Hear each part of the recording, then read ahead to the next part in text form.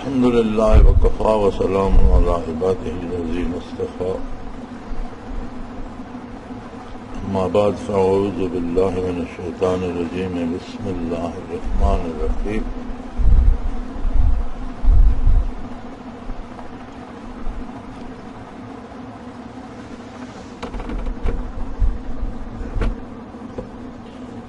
یہ تصوف سلوک کا راستہ جو ہے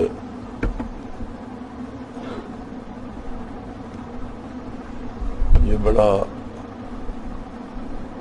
مضبوط رشتہ بھی ہے، ناقابل شکست بھی، اور بہت نازک بھی ہوتا ہے۔ آپ نے شاید دیکھا ہوگا کہ کچھ چیزیں، کچھ برتن بنتے ہیں، کہتے ہیں یہ انبریکیبل ہے، یہ ٹوٹتے نہیں ہیں۔ یہ گلاس ہے شیشے کا، ذرا چوٹ لگی ٹوٹ جائے گا، وہ انبریکیبل ہو تو میز سے گر گیا نہیں ٹوٹے گا، لیکن یہ جو بریکیبل ہے یہ ٹوٹے گا تو کچھ ٹکڑے بنیں گے۔ بریکیبل جب ٹوٹتا ہے تو کچھ ٹکڑا نہیں بنتا، ریزے ہو جاتے۔ جو چیز جتنی مضبوط ہوتی ہے جب وہ ٹوٹتی ہے تو اتنی تباہ بھی ہو جاتی ہے۔ تو یہ چونکہ رشتہ قلبی ہوتا ہے، بہت مضبوط ہوتا ہے، لیکن جب یہ ٹوٹتا ہے تو پھر بچتا کچھ نہیں۔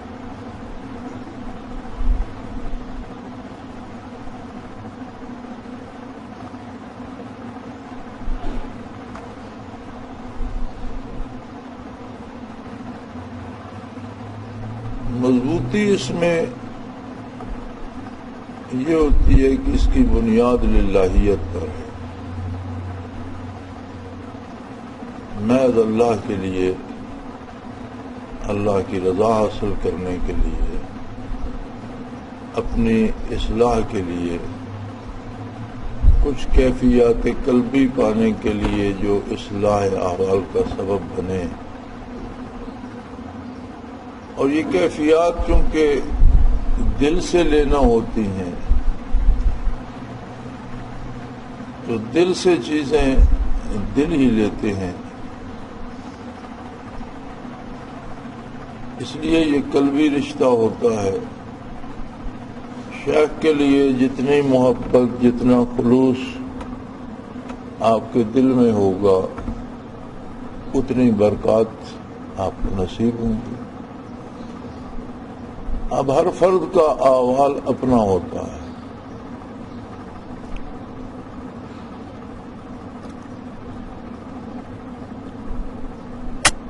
اور افراد کے احوال اللہ کریم خود ہی بہتر جانتا ہے۔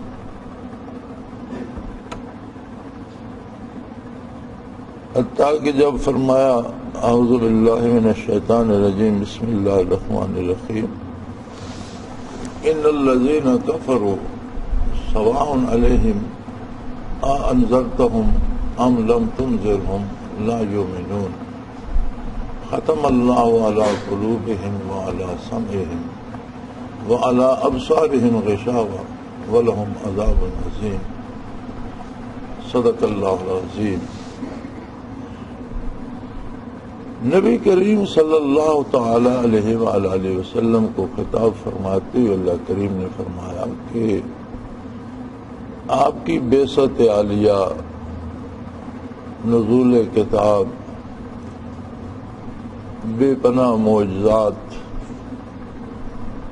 اور پھر جو برکات، جو کشش، جو نور، جو رحمت، جو کیفیات آپ کے وجود عالی میں، آپ کی نگاہ پاک میں ہیں،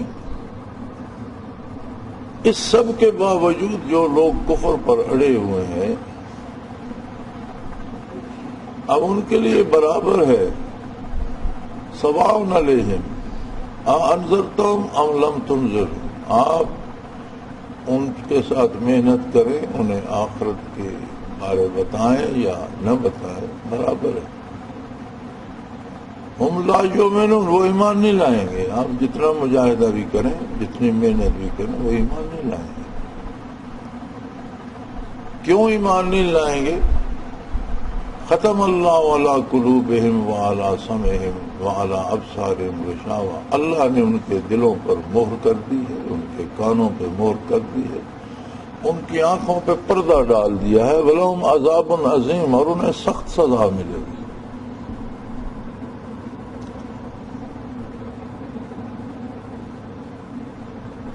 غیب کو جاننا اللہ تعالیٰ کی ذاتی خصوصیت ہے، اور انبیاء علیہ الصلوۃ والسلام کو جہاں بھی جو بھی ضرورت ہوتی ہے اللہ کریم مطلع فرماتے ہیں. انبیاء کو اطلاع دی جاتی ہے، اطلاع عن الغیب ہوتی ہے. وہ قادر ہے جو بات چاہے بتا دے، جو نہ چاہے نہ بتائے. یوں تو اس کی ذات سب سے بڑا غیب ہے، اس کی صفات غیب ہیں، فرشتے، جنت، دوزخ، آخرت کی ساری باتیں یہ وہ غیبات ہیں جو رسول اللہ صلی اللہ علیہ وسلم نے عام فرمایا اور ہر ایک کو تعلیم فرمایا. جس قدر علوم ذات باری سے مخلوق میں تقسیم فرمائے گئے، اگر سارے بھی جمع کر لیے جائیں تو جو علوم نبی کریم صلی اللہ علیہ وسلم کو عطا ہوئے اس کا عشر عشیر بھی نہیں بنتی. آپ کے علوم سے انبیاء اور رسل نے بھی استفادہ کیا اور ساری کائنات نے بھی، لیکن اس کے باوجود اس آیہ کریمہ سے پتہ چلتا ہے کہ بندے اور اللہ کا ایک ذاتی تعلق ہوتا ہے جسے وہ اپنی ذات تک رکھتا ہے. فرشتوں کو بھی خبر نہیں ہوتی، انبیاء اور رسل کو بھی جب تک وہ بتلا نہ دے خبر نہیں ہوتی. اب یہ ایک خاص قسم کے لوگ تھے جن کے بارے حضور صلی اللہ علیہ وسلم کو اطلاع دی گئی کہ ان سے محنت نہ کریں، کیونکہ میرے اور ان کے درمیان جو بات ہے وہ بہت بگڑ چکی ہے. اگر اللہ کریم بتا رہے ہیں تو اس کا مطلب ہے کہ ضرورت تھی بتانے کی، تب اللہ کریم نے بتایا. تو بندے کا ایک ذاتی تعلق رب العالمین سے ہوتا ہے. یہ جو حضور صلی اللہ علیہ وسلم نے تلقین فرمائی نماز با جماعت کی اور بہت تاکید فرمائی، اور فرمایا کہ وہ اکیلے نماز پڑھنے سے کہیں فرمایا 26 گنا کہیں 27 گنا زیادہ ثواب ہوتا ہے. تو اس میں ایک حکمت یہ بھی ہے کہ اگر 50 100 10 20 بندے کھڑے ہیں تو ہر بندے کا جو قلبی تعلق اللہ کے ساتھ ہے وہ اس کا ذاتی ہے، اس کی اپنی قسم کا ہے. جس طرح 50 بندے کھڑے ہیں، ہر ایک کا قد اپنا ہے، شکل اپنی ہے، علم اپنا ہے، سوچ اپنی ہے، رنگ اپنا ہے، بہت سی چیز ہر ایک کی انفرادیت ہے. اسی طرح اس کا جو تعلق رب العالمین سے وہ بھی اس کا انفرادی ہے. تو 50 بندے کھڑے ہیں تو 50 طرح کے رابطے اللہ کریم سے ان کے ہیں، 50 طرح کی الگ الگ قسم کی الگ الگ رنگ کی رحمتیں نازل ہو رہی ہیں. تو جب 50 ایک جگہ کھڑے ہیں تو اس کا مطلب ہے کہ وہ ساری رحمتیں سب پہ برس رہی ہیں. 50 بندوں پہ 50 طرح کی 50 رنگوں کی بارش ہو رہی ہے تو وہ سارے اس میں بھیگ رہے ہیں، تو سب کو فائدہ ہو رہا ہے. تو جو نبی کریم صلی اللہ علیہ وسلم کو بتانے سے خبر ہوئی تو کسی کا شیخ ہونا تو محض بارگاہ نبوت کا ایک ادنا خادم ہونا ہے. اس کی کیا حیثیت ہے، اسے کیا خبر ہے کہ جس بندے سے میں مجاہدہ کر رہا ہوں اس کا تعلق اللہ سے کیسا ہے.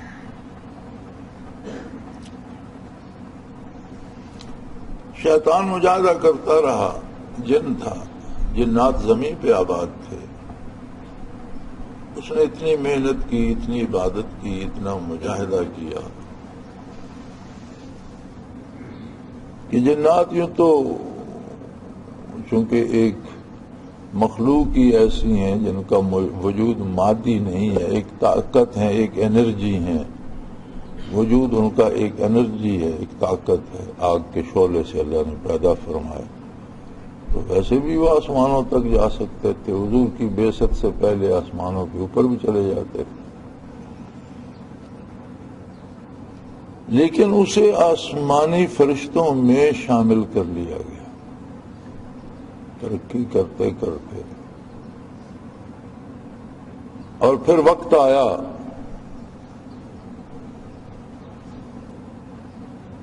وہ شاعر نے کہا تھا، گیا شیطان مارا ایک سجدے کے نہ کرنے سے، ہزاروں برس کر سجدے میں سر مارا تو کیا مارا۔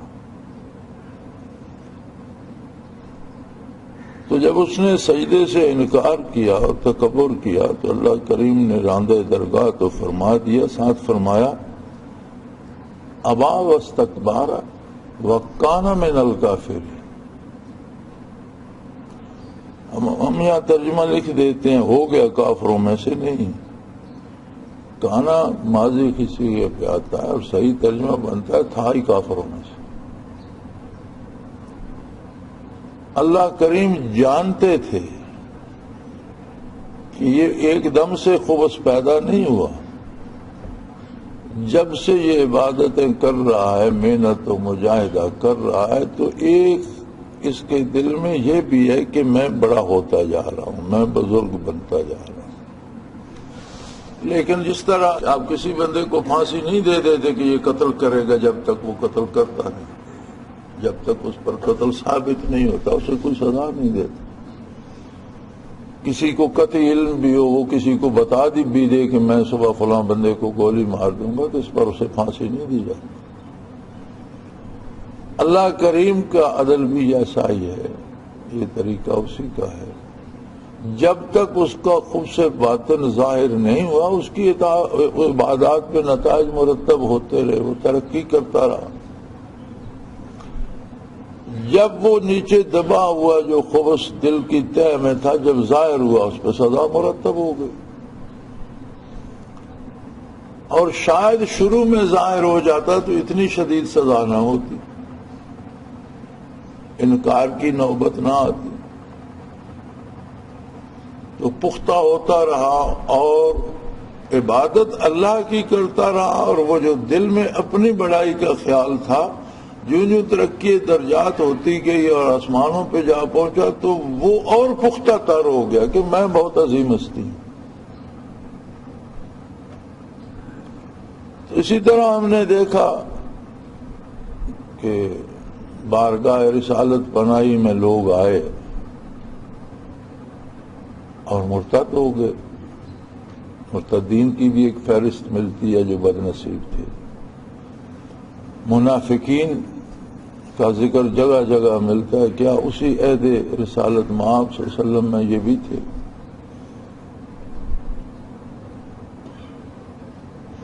تو اس میں قصور کس کا ہے؟ ان کے اندر کہیں دل کے نہاں خانے میں اپنی کوئی غرض پوشیدہ تھی، عبادت میں خلوص نہیں تھا، نبی کریم صلی اللہ علیہ وسلم کے ساتھ خلوص نہیں تھا، اللہ کے ساتھ خلوص نہیں تھا، اندر کہیں کوئی اپنا خیال، اپنی بڑائی، اپنی بزرگی، اپنے کسی مفاد کا کوئی خیال اندر چھپا ہوا، اور جب جب سامنے آتا گیا تو ظاہر ہوتے چلے گئے۔ اسی طرح ہم نے دیکھا کچھ لوگ ہم سے پہلے تھے، غالباً 3 لوگوں کا حال تو مجھے یقینی معلوم ہے، شاید کوئی اور بھی ہوں۔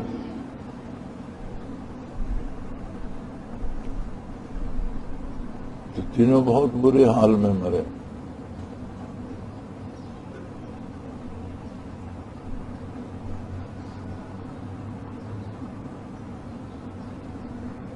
اس کی وجہ یہی ہوتی ہے کہ یہ نہیں ہوتے کہ اچانک جی کوئی غلطی ہو گئی اور اس پہ وہ اتنی بڑی سزا مرتب ہو گئی۔ غلطیاں تو انسان سے ہوتی ہیں، پھر وہ توبہ کرتا ہے، رجوع اللہ کرتا ہے۔ غلطی ہو جانے سے، کوتاہی ہو جانے سے اس طرح کا نقصان نہیں ہوتا جتنا نقصان یہ چیزیں دل میں پالنے سے ہوتا ہے. تو چونکہ اسی طرح شیطان کی طرح لوگوں نے 20 18 سال 15 سال محنت کی، سلسلے میں رہے، حضرت کی خدمت میں رہے، اور پھر نامراد ہو کر چلے گئے، اور پھر نہ دین رہا، نہ دنیا رہی، نہ آخرت رہی، نہ یہ عالم رہا.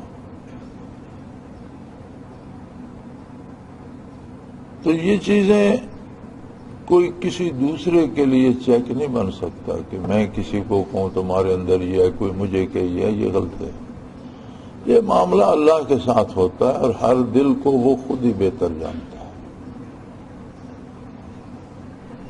ہر بندے کی کیفیات قلبی وہ ذاتی طور پر جانتا ہے. الگ بات ہے کوئی بات کسی پہ منکشف فرما دے تو نبی کا کشف حتمی ہوتا ہے، ولی کا کشف بھی حتمی نہیں ہوتا، یقینی نہیں ہوتا.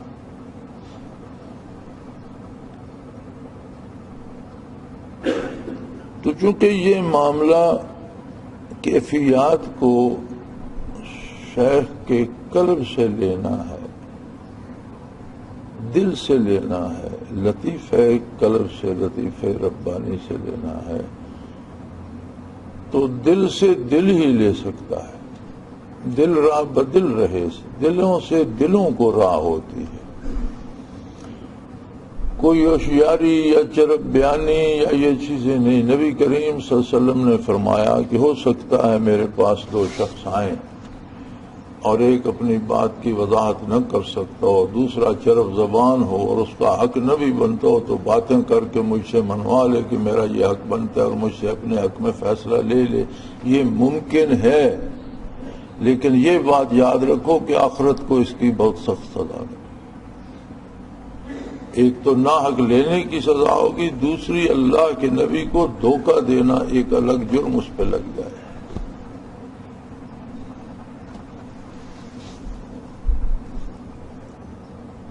تو یہ ضروری نہیں کہ کوئی بہت باتیں کر کے، خوبصورت باتیں کر کے کچھ حاصل کر لے. دل سے دل ہی حاصل کرتا ہے.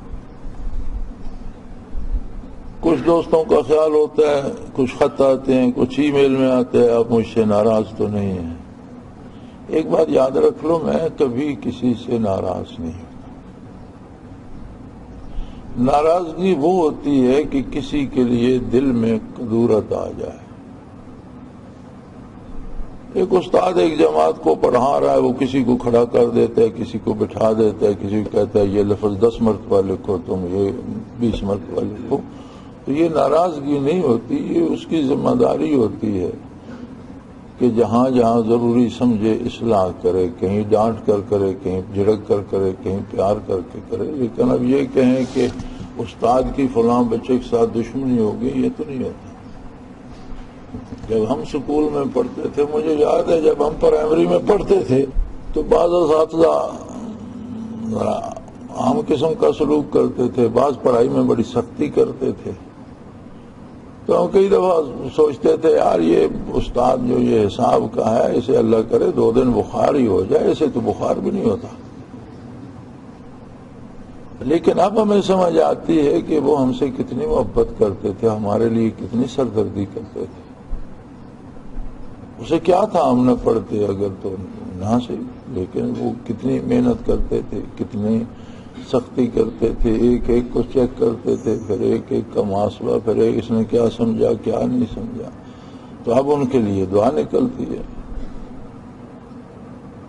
تو چونکہ ایک سمجھانا ایک سکھانا کام ہوتا ہے. پھر شیخ بھی ایک عام آدمی، ایک انسان ہوتا ہے. آپ دیکھیں، آپ یہاں تشریف لاتے ہیں، کوئی 2 دن رہتا ہے، کوئی 4 دن رہتا ہے، کوئی ہفتہ رہتا ہے، کوئی 10 دن رہتا ہے. تو یہاں سے جو بھی جاتا ہے وہ ہفتہ ریسٹ بھی کرتا ہے کہ جی بڑے تھک گئے.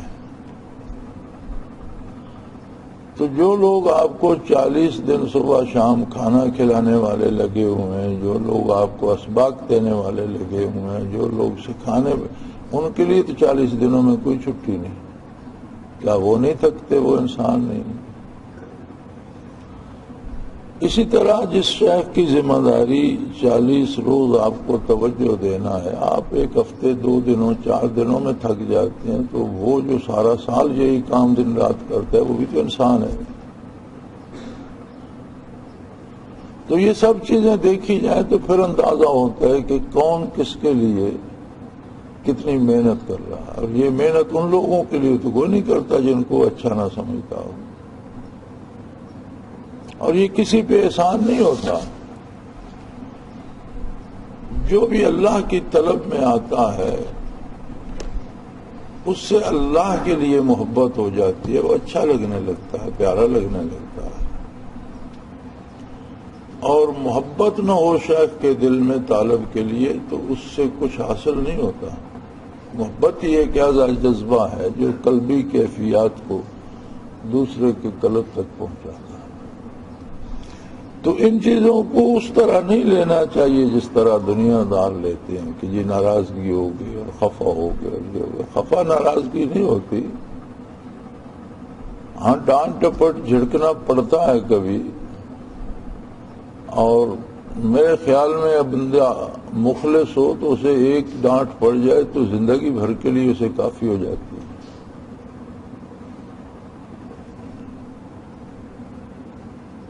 تو مولانا تھانوی رحمۃ اللہ تعالی علیہ کے خادم تھے جو انہیں صبح ناشتہ کرایا کرتے تھے۔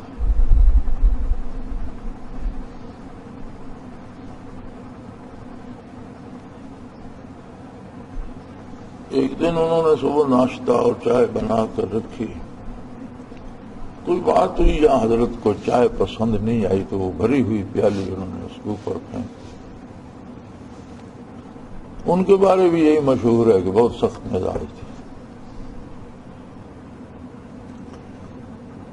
وہ بندہ کہتا ہے کہ برسوں میں آپ کی خدمت میں رہا اور برسوں مجھے یہ حسرت رہی کہ کاش کبھی پھر میرے اوپر اس طرح پیالی پھینکتا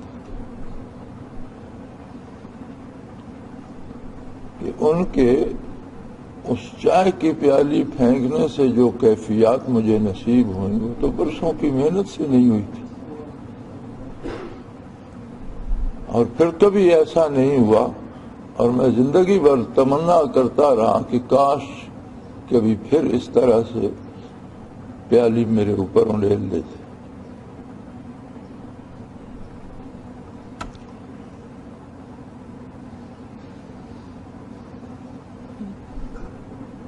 تو یہ بڑی عجیب نازک حساس چیزیں ہوتی ہیں اور ان کو اسی انداز میں لینا چاہیے۔ کوئی بھی ایسا بندہ جس کی ذمہ داری بحثیت شیخ لگ جاتی ہے، کوئی بھی ایسا نہیں ہوتا کہ وہ یہ چاہے کہ لوگ بھاگ جائیں۔ اس کی پہلی کوشش یہ ہوتی ہے کہ زیادہ سے زیادہ لوگ مستفید ہوں۔ کبھی آپ نے دیکھا کہ کوئی سینسر لگا ہوا ہے کہ جو آیا ہے اس نے اس سے پہلے تو شرابی تھا، یا پہلے وہ بدکار تھا، یا پہلے تو وہ چور تھا؟ کوئی نہیں پوچھتا پہلے کیا تھا کیا نہیں تھا۔ اللہ کا بندہ ہے، اس کے اور اللہ کے مابین بات ہے۔ اگر اللہ اسے یہاں تک لے آیا ہے تو اللہ کرے کہ وہ یہاں اللہ کی نعمت اور رحمت یہاں سے لے کے جائے اور آئندہ کے لیے سدھر جائے۔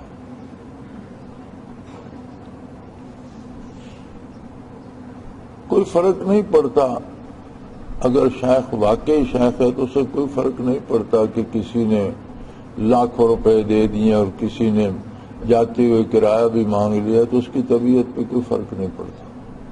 کیا ایسے لوگ بھی آتے ہیں، اور اللہ کی شان ہے مجھے کبھی علم نہیں ہوتا کہ کس نے ادارے کو کیا دیا، میرا مسئلہ ہی نہیں ہے، نہ دو، اور دیتے ہو تو اللہ جانتا ہے، اللہ کا ایک ادارہ ہے، اللہ کے لیے کام ہو رہا ہے، تو آپ دیتے ہو تو اس سے اجر کی امید رکھو۔ کبھی یہ نہیں ہوتا کہ اس بندے نے تجھے ادارے کو، اب ایک ساتھ ہی آیا اور یہ کہ میرے خیال 60-70 لاکھ روپیہ لگا کر اس نے یہ برآمدہ بنا دیا، یا آپ کا یہ جو بار بن گیا، ایک بندے نے، ایک ساتھی نے بنا دیا۔ مجھے اس لیے پتا ہے کہ اس نے مجھ سے اجازت لی تھی کہ یہ اس پہ کتنا اسٹیمیٹ بنتا ہے، خرچ آتے، میں پیسے دیتا ہوں۔ میں نے کہا ہم نے پیسے کیا کرنے ہیں، اس بک بک میں کیوں پڑا، یا خود ہی بنا دو۔ تو وہ بھی مجھے اس لیے پتا ہے کہ اس نے مجھ سے بنانے کی اجازت لی تھی۔ اگر وہ لاکھوں جمع کرا جاتا، ادارہ بناتا رہتا، تو مجھے یہ بھی نہ پتا ہوتا کہ ادارے کو پیسے کس نے دیے۔ نہ کبھی میں نے پوچھا ہے اور نہ مجھے اس کی ضرورت ہوتی ہے۔ الحمدللہ اللہ کا احسان ہے، اپنے لیے میں اب بھی خود مزدوری کر لیتا ہوں۔ اللہ کریم روزی دے دیتے ہیں، اپنی ضرورت سے زیادہ دیتے ہیں، میری ضروریات سے زیادہ مجھے دیتے ہیں۔ جب اللہ دے رہا ہے تو کیا ضرورت ہے؟ تو کوئی فرق نہیں پڑتا کہ اس نے ادارے میں اتنے دیے ہیں، اس کے لیے الگ مرغ پلاؤ بناؤ، اور اس نے کچھ نہیں دیا اس کے لیے دال کو، دال بھی سب کے لیے اور گوشت بھی سب کے لیے، اسی طرح توجہ بھی سب کے لیے، برکات بھی سب کے لیے۔ کوئی خرچ کرتا ہے تو اس کا اور اللہ کے درمیان رشتہ ہے، اسے بھی چاہیے کہ اشتہار نہ دیتا پھر، بات کو اپنے اور اللہ کے درمیان ہی رہنے دے، وہ اچھی رہتی ہے۔ میں نے تو کبھی گریز ہی نہیں کی، الحمدللہ مجھے اس کی ضرورت ہی پیش نہیں آتی۔ ہاں یہ کہتا ہوں کہ جو لوگ ادارے کو فنڈز دیتے ہیں اس کا آڈٹ کیا کرو سالانہ، پتہ چلتا رہے کہ یہ لوگوں کی امانتیں ہیں، کہاں کہاں ادارے کے کس کس کام پہ خرچ۔ تو ایک یہ چیزیں جو دنیا داری کی ہوتی ہیں، جی ناراض ہو گئے اور خفا ہو گئے، یہ بات درمیان سے نکال دو۔ شیخ کا اور طالب کا ناراضگی اور خفگی اور اس کا رشتہ نہیں ہوتا، یہ محبت کا رشتہ ہوتا ہے۔ محبت میں ناراضگی نہیں ہوتی۔ اگر شیخ کسی کو جھڑک بھی دیتا ہے، ڈانٹتا بھی ہے، تو اس کی محبت میں ڈانٹتا ہے کہ کیوں یہ غلطی کر رہے ہو، نہ کرو، اس میں اسی کا فائدہ ہوتا ہے۔ اور اس طرح کی خط لکھنے یا ای میل، عموماً میں جواب کم دیتا ہوں، اس لیے کم دیتا ہوں کہ روزانہ کتنے خط ہوتے ہیں، اب ہر خط کا جواب دینا ضروری تو نہیں ہے۔ کوئی جواب طلب بات ہو جس خط میں، اس بات کا، اب ایک ساتھی لکھتا ہے جی میرے لیے دعا کریں، ساتھ واپسی لفافہ بھی بھیج دیتا ہے، میں نے دعا اس لفافے میں ڈال کے بھیجنی ہے۔ آپ نے لکھا، اللہ کا شکر آپ نے لکھا، میں نے پڑھا تو دعا خود ہو گئی کہ اللہ اس کی مصیبت۔ اب اس کے لیے بندہ خط کیا لکھے کہ میں نے تمہارے لیے دعا کی ہے؟ تو ایسے خطوں کے جواب نہیں جاتے، لیکن اس سے پریشان نہیں ہونا چاہیے، خود اپنے کو احساس ہونا چاہیے کہ اس میں کوئی جواب طلب بات تھی بھی۔ جہاں کوئی جواب طلب بات ہوتی ہے، ای میل میں بھی، اس کی ای میل میں بھی جواب جاتا ہے، جہاں میل میں پوسٹل میل میں ہوتا ہے خط کو، اس میں جواب طلب بات ہوتی ہے۔ تو جتنی ضروری بات ہوتی ہے میں اتنا جواب لکھتا ہوں، خواہ 1 سطر لکھوں یا 10 سطریں لکھنا پڑے یا صفحہ لکھنا پڑے، تو جتنی ضرورت ہوتی ہے اتنا جواب دیا جاتا ہے۔ اب لکھنے والے نے تو 1 خط لکھا اور یہاں 70 خط آ گئے، جواب دینے والے کو تو 70 جواب دینے پڑیں گے، وہ کیسے پورا ہو سکتا ہے؟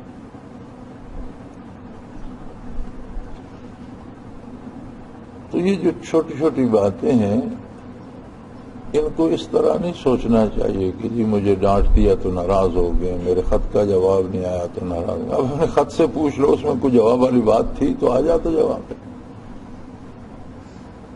اب شیخ کے پاس اتنی فرصت تو نہیں ہے کہ وہ گپ شپ کے لیے جواب لکھتا رہے، کہ آپ گپ شپ کے لیے خط لکھ دیں، وہ گپ شپ کے لیے جواب لکھ دیتے۔ تو یہاں تو گنتی کے لمحات ہوتے ہیں، اور مجھے حیرت ہوتی ہے ان لوگوں پر کہ جو فارغ بیٹھے ہوتے ہیں، انہیں کرنے کا کچھ نہیں ہوتا۔ میں حیران ہوتا ہوں کہ یہ کیوں اللہ کے دیے ہوئے اس وقت کو ضائع کر رہے ہیں۔ الحمدللہ ہمیں تو برسوں بیت گئے، ہماری زندگی میں تو چھٹی کا کوئی تصور نہیں ہے کہ چھٹی بھی ہوتی ہے۔ جو روٹین ورک ہے، وہ جو کام ہے وہ کام ہے، اس میں کوئی چھٹی نہیں، کھانے کی چھٹی نہیں، پینے کی چھٹی نہیں، سونے کی چھٹی نہیں، تو کام کی چھٹی کہاں سے آ گئی؟ ہم کھانے پینے میں تو چھٹی نہیں کرتے کہ آج چھٹی، آج کچھ نہیں کھائیں گے. نیند میں تو کوئی چھٹی نہیں کرتا کہ آج چھٹی، آج نہیں سوؤں گا. تو کام میں کیسے چھٹی آ گئی؟ چھٹی کا کوئی کانسیپٹ ہی نہیں، کوئی تصور ہی نہیں. تو اللہ کریم ہمت دے. تو محدود زندگی ہے، اس میں چھٹیوں کی ضرورت کیا ہے؟ بچپن، لڑکپن، بلوغت تک بہت سا وقت ضائع ہو گیا، بڑھاپا بیکار کر دیتا ہے. درمیان میں جو تھوڑا سا وقفہ ہے اس میں آدھا تو راتوں کی نظر ہو گیا. تو کتنا کام کا کتنا وقت بچتا ہے ہمارے پاس؟ وہ بھی چھٹیوں کی نظر ہو جائے تو باقی بچے گا کیا؟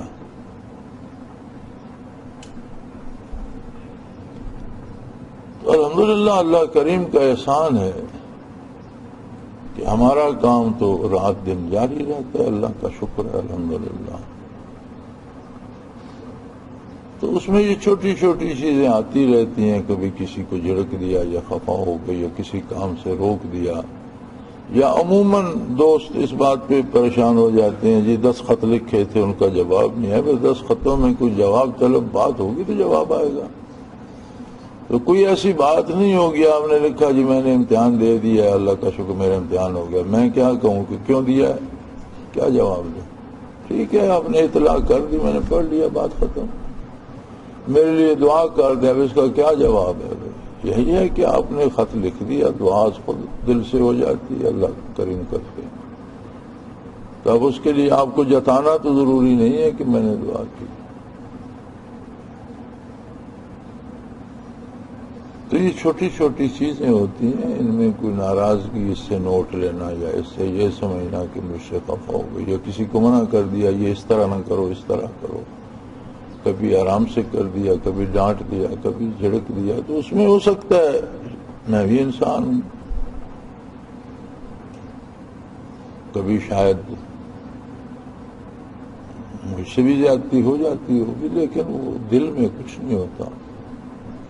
دلی طور پر شیخ کے لیے ایک ایک طالب محبوب کا درجہ رکھتا ہے، ایک ایک سے محبت کرتا ہے، ایک ایک کی بھلائی چاہتا ہے، ایک ایک کو چاہتا ہے کہ زیادہ سے زیادہ یہ حاصل کرے. تو حاصل کرنے والے کو بھی اپنے دل کی نگرانی بھی کرنی چاہیے کہ میرے دل میں شیخ کے لیے کتنی طلب، کتنی محبت، کتنا خلوص ہے. چونکہ دلوں سے نعمت کو دل ہی حاصل کرتے ہیں. اللہ کریم سب کو توفیق دے. وآخر دعوانا الحمدللہ رب العالمین.